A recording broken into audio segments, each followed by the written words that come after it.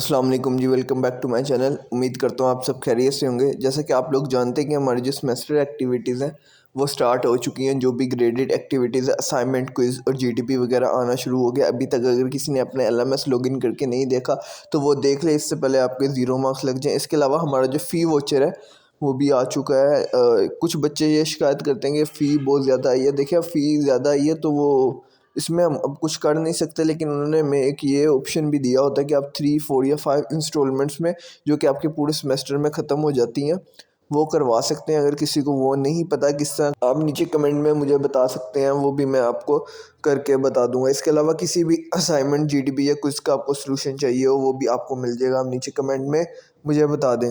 आज की जो हमारी वीडियो है वो है CS504 सॉफ्टवेयर इंजीनियरिंग पार्ट 1, जिनका सब्जेक्ट है, उसकी असाइनमेंट नंबर 1 है, जिसकी लास्ट डेट 14 नवंबर और ये 20 मार्क्स की असाइनमेंट है। तो आज की वीडियो में हम इसकी जो सोल्यूशन पे और इसके क्वेश्चन पे कंप्लीट बात करेंगे, और इसको मैं आपको बताऊंगा आपने इसको किस तरह सोल्व करना और प्लेजरिज्म से कैसे बचना, और किस तरह आपने मेरी असाइनमेंट अपलोड करके फुल मार्क्स आपके आ सकते हैं।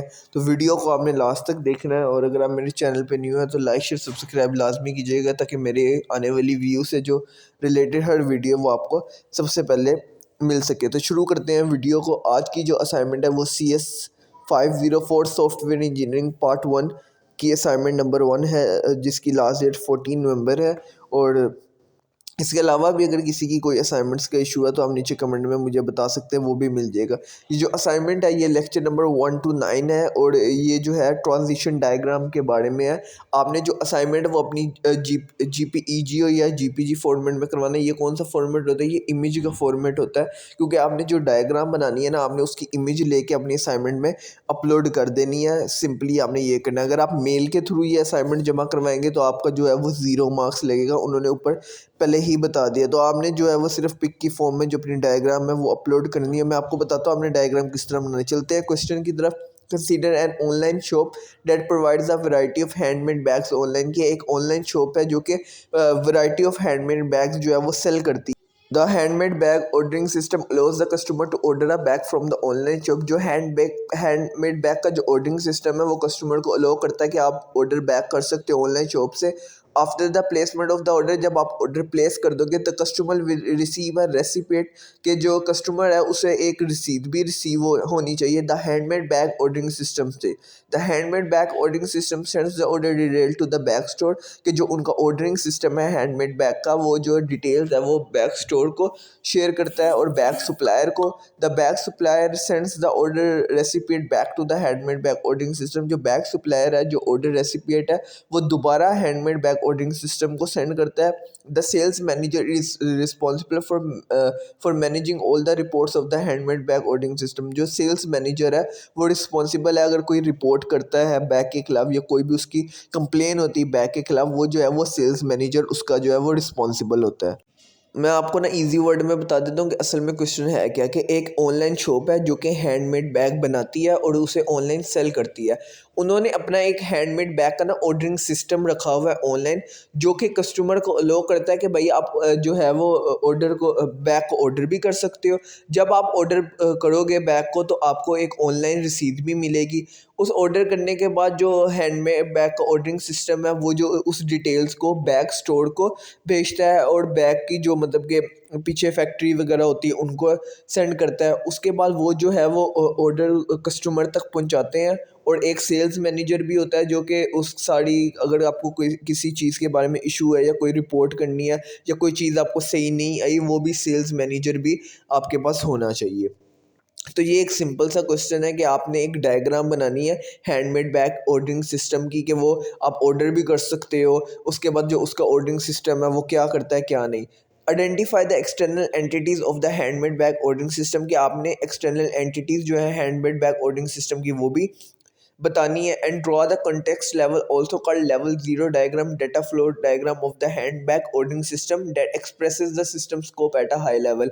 कि भाई आपने सबसे पहले उसकी एंटिटीज़ बतानी है कि हैंडमेड बैग ऑर्डरिंग सिस्टम में क्या क्या चीज़ें रिक्वायर्ड हैं, और उसकी आपने फ्लो डायग्राम बनानी है पूरे सिस्टम की, कि किस तरह कस्टमर ऑर्डर करेगा, किस तरह ऑर्डरिंग सिस्टम उसको वो रिसीव देगा, किस तरह वो आगे डिटेल बैग स्टोर को फॉरवर्ड करेगा, किस तरह कस्टमर के पास जो है वो शिप होगा, और किस तरह सेल्स मैनेजर होगा। होगा। ये तमाम आपने एक फ्लो डायग्राम बनानी है जिसको लेवल 0 डायग्राम, कॉन्टेक्स्ट लेवल की डायग्राम भी कहते हैं। अब आपने जो डायग्राम के लिए आपको जो उन्होंने टूल्स बताए वो एक स्मार्ट ड्रा है और एक वो है विजुअल पैराडाइग्राम। सिर्फ इसके अलावा आपने कोई यूज़ नहीं करना है। इसके अलावा अगर आप कोई यूज़ करेंगे तो आपको वो 0 नंबर देंगे, जो कि नीचे लिखा भी है। एक स्मार्ट ड्रा है और एक विजुअल पैराडाइग्राम। ये ऑनलाइन फ्री सॉफ्टवेयर्स हैं जिसके थ्रू जो है आप डायग्राम्स वगैरह इजीली बना सकते हैं। और आपने जो है वो इस डायग्राम का जो है वो स्क्रीनशॉट अपलोड करना है। मैं आपको बना के दिखा रहा हूँ क्योंकि मैंने बनाई है। चलते हैं इसके सोल्यूशन की तरफ कि इसका सोल्यूशन क्या है।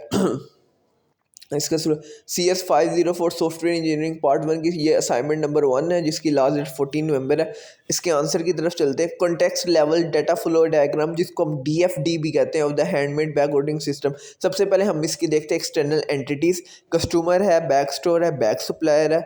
उसके बाद डाटा फ्लोज में क्या आएगा कि जो है customer order details, order recipient, ये तमाम एक्सटर्नल एंटिटीज़ है जो कि एक डायग्राम में यूज़ होती है। रिपोर्ट्स है, प्रोसेसेस में प्लेस ऑर्डर है, जनरेट ऑर्डर रेसिपिएंट है, send order details to back store है, send order details to back supplier है, और मैनेज रिपोर्ट्स है। ये तमाम एंटिटीज़ है जो कि एक ऑनलाइन ऑर्डरिंग सिस्टम में यूज़ होती है। कस्टमर भी होना चाहिए, रेसिपिएंट भी मिलनी चाहिए उसको, बैक स्टोर भी होना चाहिए, बैक सप्लायर्स भी होने चाहिए कि वो किस तरह किसको डिटेल्स करेगा। तो ये तमाम एक्सटर्नल एंटिटीज़ है जो कि उन्होंने हमें कहा था कि सबसे पहले आपने आइडेंटिफाई करनी है। उसके बाद हम इसकी DFD जो कि कॉन्टेक्स्ट लेवल 0 डायग्राम है उस पर चलते हैं। ये तमाम एक्सटर्नल एंटिटीज़ इसकी आ गई हैं जो कि एक ऑर्डरिंग सिस्टम के लिए यूज़ होती है। अब सबसे पहले हम DFD जाते हैं। सबसे पहले हमने इस तरह की एक लाइन बनानी है। सबसे पहले कस्टमर है, कस्टमर प्लेस ऑर्डर कर रहा है।